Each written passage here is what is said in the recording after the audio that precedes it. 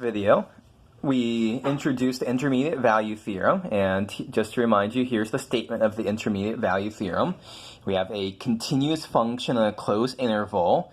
The function doesn't skip any values. We saw it's important for it to be continuous in the previous video. Let's use this in a positive sense to solve some problems to show that some equations must have solutions. So first example. So one thing that we could do is that we could say, prove that the equation sine x is equal to 0.3 has at least one solution in the interval 0 to pi over 2. Now note, this isn't asking you exactly what the angle for x is here. That, you know, if I was asking you to prove that sine x equals 0.5 has at least one solution, well, you could just say, well, x should be pi over 6. Sine of pi over 6 is 1/2, and we're done. This is a different kind of question. This isn't asking you to figure out what x is. This is and we don't want you to put out a calculator to figure out what x is. This is just saying that prove that there is a solution. So what do we do? Well, our function f of x is sine x. And so let's check the endpoints. F of 0 is sine 0 is 0. F of 1 is f of pi over 2. The answer is going to be 1, of course. Sine of pi over 2 is 1. And so, what do we see? We see that 0.3 is between 0 and 1. So, pictorially, what's going on here is, here is our function, here's our graph, here's our function, pi over 2. There is 1, so yes, here is 0.3. There is some c value such that sine of c, so sine of x in this case, is 0.3. And we know from previous sections that sine is continuous, so without actually figuring out exactly what x is, we're not using a calculator or anything, we can say that yes, there is at least one solution. So a common use of this is, that wasn't too bad of an example, but a common use of this is the following corollary, which discusses the existence of zeros. So this says, if f is continuous on our closed interval a to b, just like in the intermediate value theorem, and if 1 of f of a is positive, and the f of a and f of b, and the other is negative, maybe not the best, that's my positive, that's my negative, could have coordinated that a little bit better, oh well. And I should say, now I'm checking my notes here, greater than or equal to 0, and we'll say less than or equal to 0, because it's okay for them to equal 0. What's the punchline?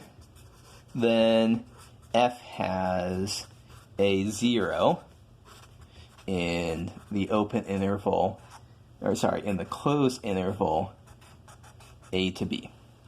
So for this one, it's oftentimes important for us to find zeros. So what's going on here, we have a continuous function where f of a is negative and f of b is positive. Here's a, here's b.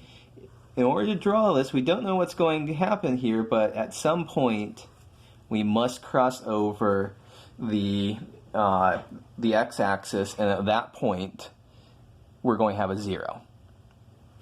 So how might you use this? So here is an example. Suppose that f of x is x to the fifth minus 2x cubed minus 2. And so the question here is there a root? So that means root of f of x.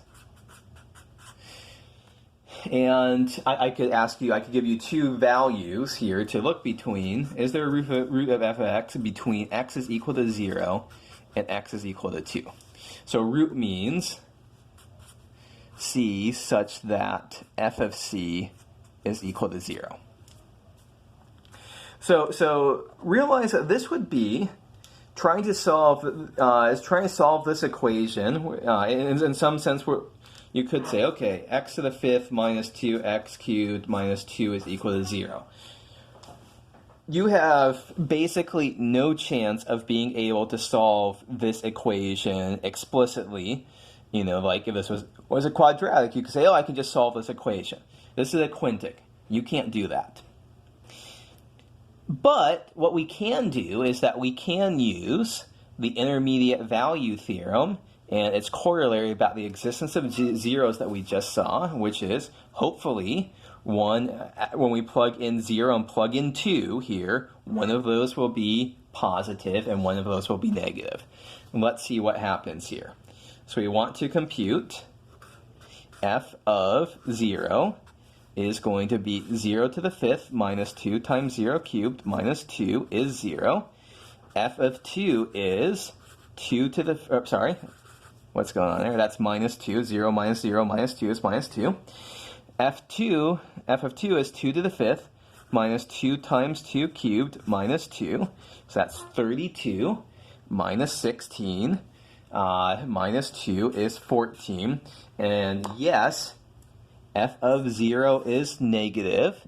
F of 2 is positive. So we are in this kind of case that we are in the case where here is f of 0 and here is f of 2.